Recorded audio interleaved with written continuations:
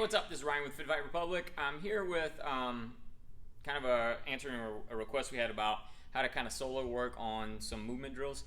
So we're going to look at a really basic way to kind of self-check and self-train slips, rolls, and then a little bit of footwork. And then I'll talk about why I have a tennis ball in a minute. Okay, so I'm going to start with slipping. So if I use this piece of tape, and it's just painter's tape, you can use whatever works for you in your house. And I'm going to have it kind of bisect my body. So I'm going to bring my hands up, my chin down, my elbows in.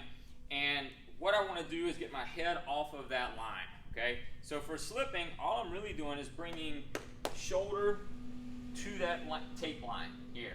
Okay? Shoulder to that tape line.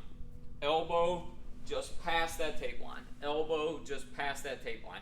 Whatever makes it easier for you to think about in terms of being able to just kind of barely miss a punch. And keep in mind, it's really hard to see a punch and slip it, so we want to get in the habit of just moving our head, changing our level, moving our feet, as opposed to thinking intentionally slipping or rolling punches. It's not that it can't be done, but it's really hard to do. So if we develop these incidental defenses in our shadow boxing and our mitt work and our bag work, hopefully it translates into our sparring. For rolls, it's the same idea. I'm going to bring that elbow past that line. I'm going to soften my knees. And then as I come up across that line, I bring the opposite elbow past that line. Here. And for both of these, I want to think, okay, can I punch from here? Can I kick from here? Can I tackle from here? Can I defend those things from there? Am I loading up for a shot? If I'm in the position to do those things, then I probably did it right. I want to mostly think about like the agitator in the washing machine. And I'm only moving this way or this way. Okay? The tennis ball, just make sure you keep your chin down, okay?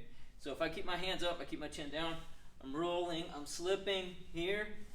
I know if my chin comes up, that's gonna happen, okay?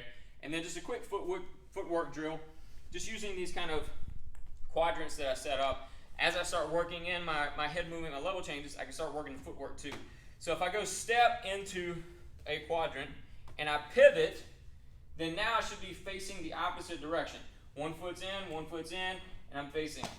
Step, pivot, step, pivot. If I go the other way, same idea. Step, pivot, okay?